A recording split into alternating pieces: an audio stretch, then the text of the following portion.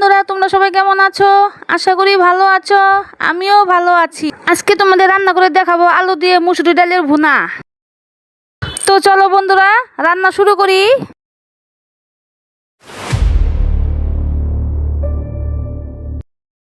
ডালগুলো আমি ভালো করে ধুয়ে নিয়েছি। এখন সব মশলাগুলো দিয়ে দিব। শুরুতেই দিয়ে দিব আধা চামচ হলুদ গুঁড়ো, অর্ধেক চামচ মরিচ গুঁড়ো, অর্ধেক চামচ ধনিয়া গুঁড়ো, অর্ধেক চামচ জিরে গুঁড়ো, 1 চামচ লবণ দিয়ে দিব। আলু, পেঁয়াজ, রসুন, কয়েকটা কাঁচামরিচ ডালে দিয়ে দিব।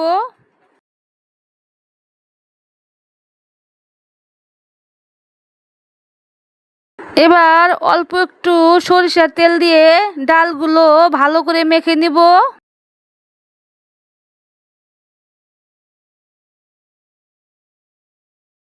এই ডালটি অনেকক্ষণ সময় নিয়ে মাখাতে হবে, তাহলেই খেতে স্বাদ লাগবে।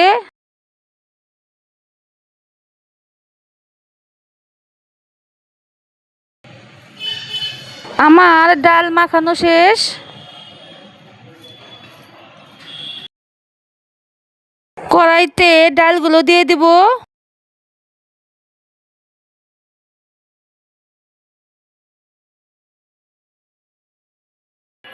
পরিমাণ মতো জল দিয়ে দিব সিদ্ধ করার জন্য।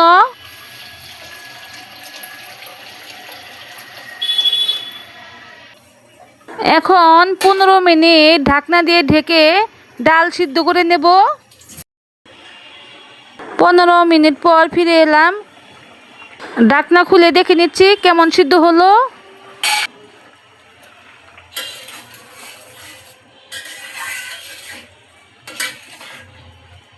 ডাল নামিয়ে নিব সোমবার দেওয়ার জন্য।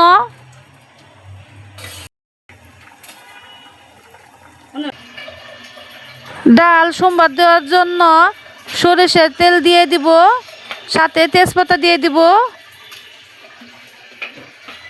শুকনো মরিচ দিয়ে দিব, অল্প কালি জিরে দিয়ে দিব, অল্প একটু জিরে দিয়ে দিব, একটু নেড়ে চেড়ে দিয়ে দিব।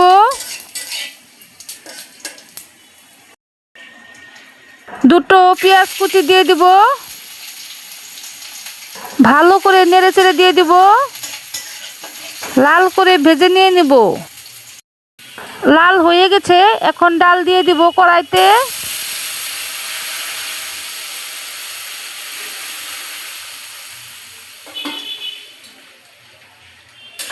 ভালো করে নেড়ে দিয়ে দিব। ডাল রান্না শেষ, এখন আমি নামিয়ে নিব।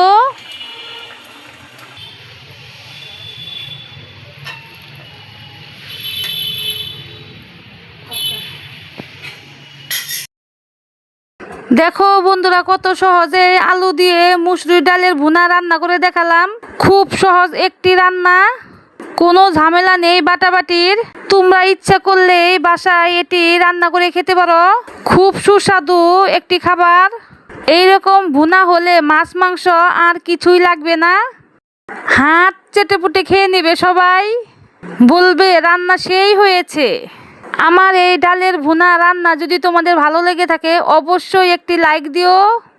এই চ্যানেলটিকে সাবস্ক্রাইব করে দিয়ে ভিডিওটি শেয়ার করে দিও। সবাই ভালো থেকো। টাটা।